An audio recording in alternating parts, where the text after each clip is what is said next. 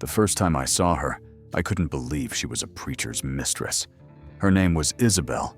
Red hair, green eyes, the kind of beauty that made men lose everything, even a man of God. I drifted into Silver Creek by chance, planning to stay one night, then move on. But when I walked into the Red Creek Saloon, I saw her, in that green velvet dress, crossing the room. Every head turned, every conversation stopped. And me? I watched her too. And I should have known right then. This woman was dangerous.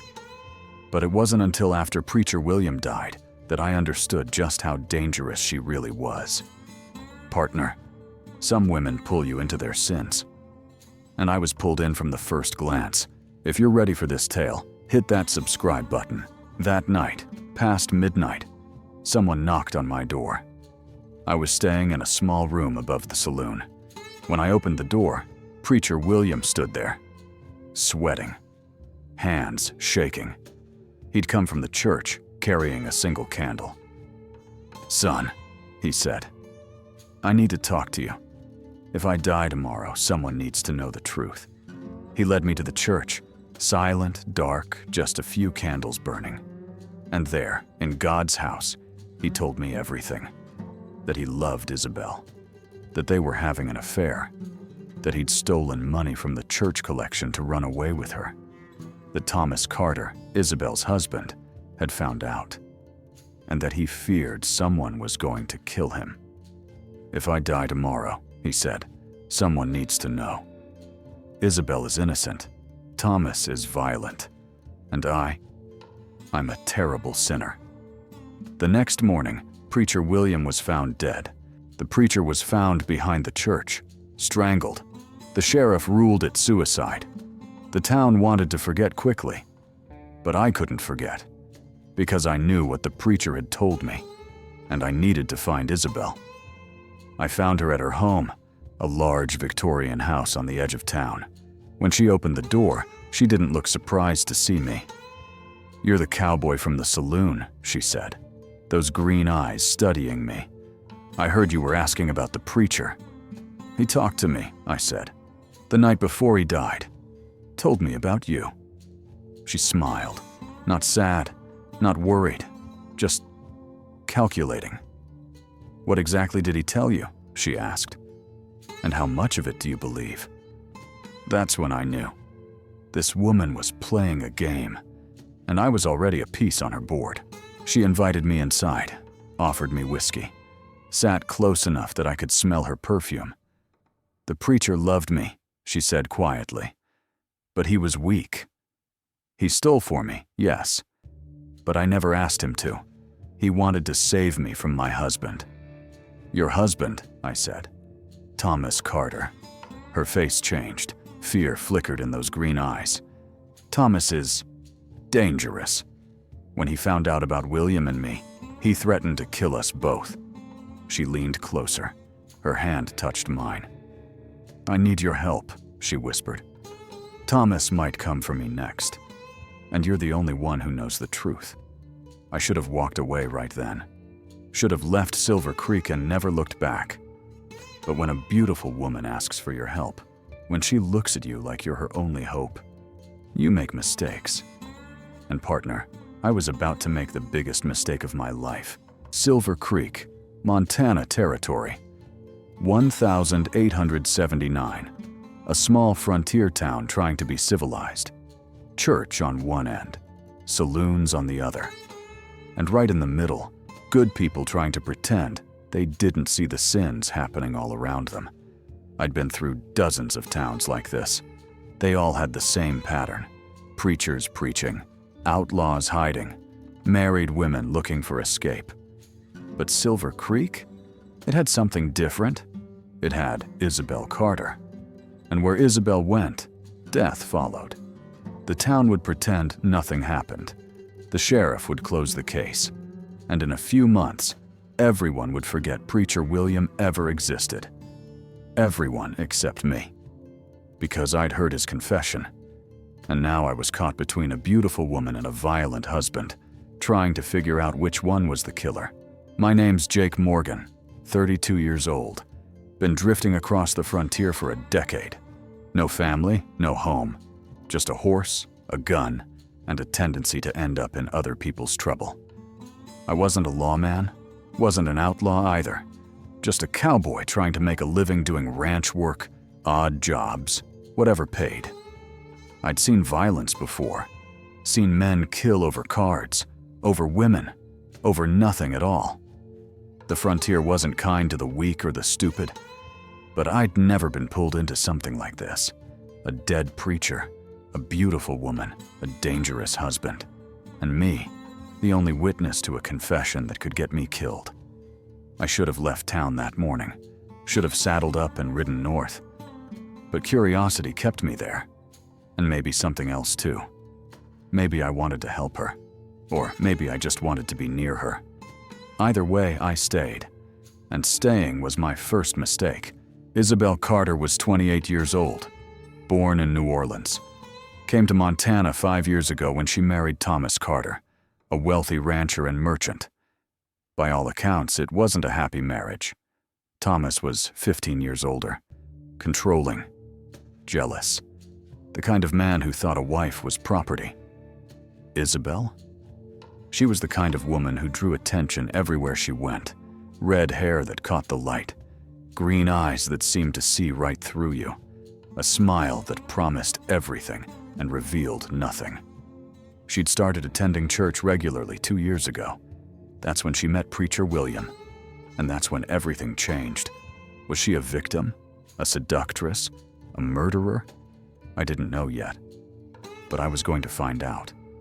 Because when a woman looks at you the way Isabelle looked at me, you either run away or you dig deeper. And I'd never been good at running. Preacher William Thompson, 45 years old, came to Silver Creek 3 years ago to run the small church. Quiet man, kind man, the kind of preacher who actually seemed to believe what he preached. He wasn't married, lived alone in a small house behind the church, spent his days tending to his congregation, visiting the sick, burying the dead. And somewhere along the way, he fell in love with a married woman. I don't know if Isabelle seduced him or if he fell on his own. Maybe it doesn't matter. What matters is that he loved her enough to steal for her, enough to plan to run away with her, enough to risk everything. The night he confessed to me, I saw guilt in his eyes. Real, genuine guilt. He knew what he'd done was wrong. He knew God wouldn't forgive him easily, but he couldn't stop himself. Love had made him weak, or maybe it had just revealed how weak he'd always been. The next morning, someone made sure he'd never love again. The Silver Creek Church was a simple wooden building, white paint, bell tower, rows of pews that seated maybe 50 people on a good Sunday. But that night, when Preacher William brought me there, it felt different. The candles cast long shadows. The silence was heavy. It felt less like a house of God and more like a confession booth for the damned. He showed me where he kept the church collection, a small box behind the altar. I took $300, he said, over 6 months, a little at a time. Nobody noticed. $300. Enough to start a new life somewhere. Enough to run away with the woman you loved. But not enough to escape your sins. The church would hold his funeral 2 days later. The whole town would come. They'd sing hymns and say prayers and pretend he was a saint. And I'd stand in the back, knowing the truth.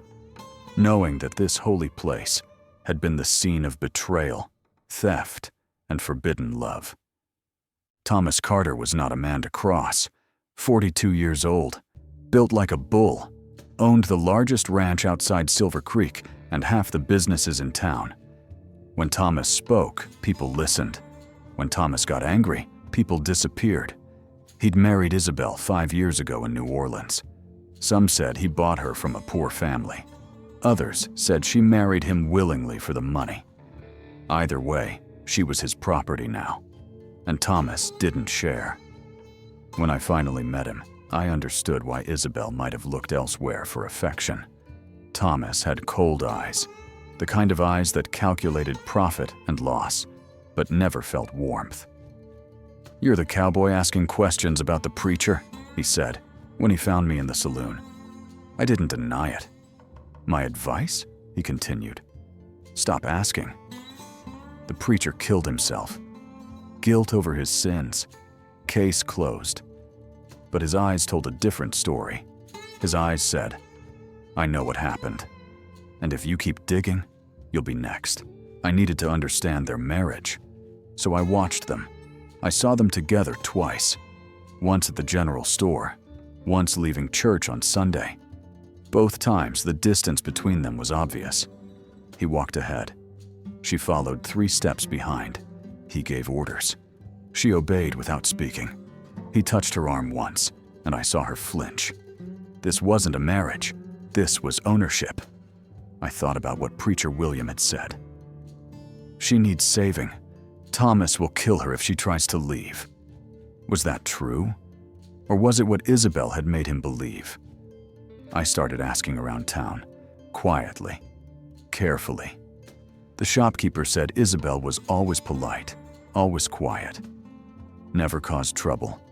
But sad, you know? Like the light's gone out inside her. The saloon owner said Thomas had a temper. He's hit men before.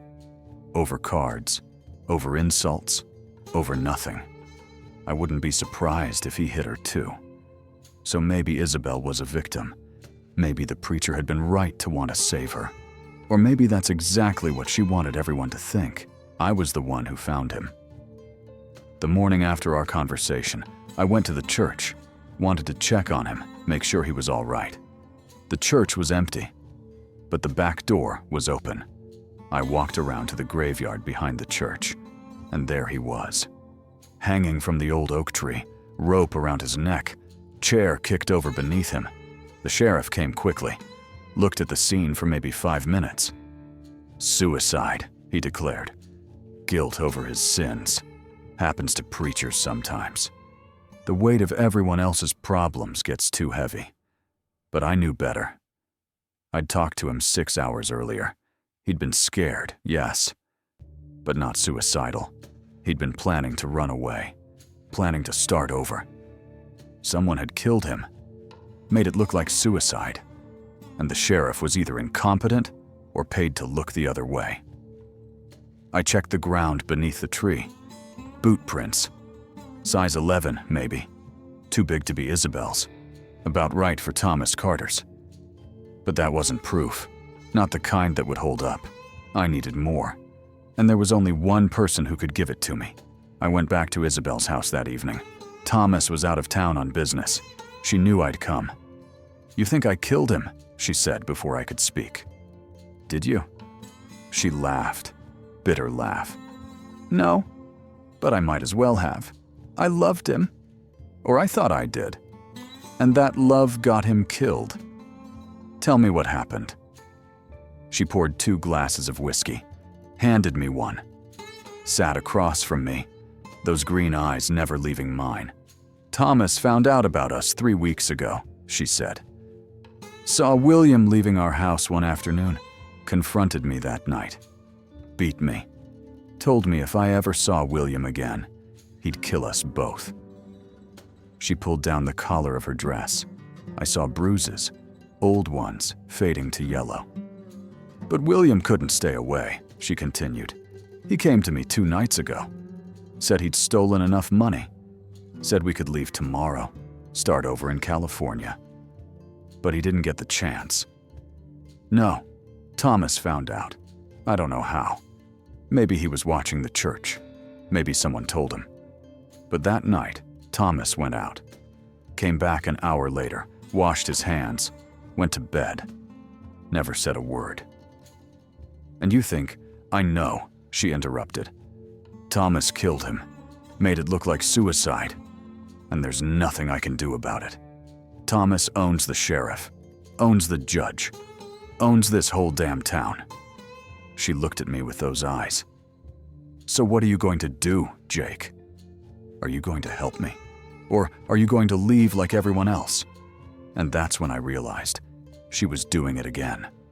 pulling me in, making me want to save her. But was she a victim? Or was I just another man she was using? I confronted Thomas Carter the next day. Found him at his ranch. He wasn't surprised to see me. "You killed the preacher," I said. "Prove it," he replied. And I couldn't.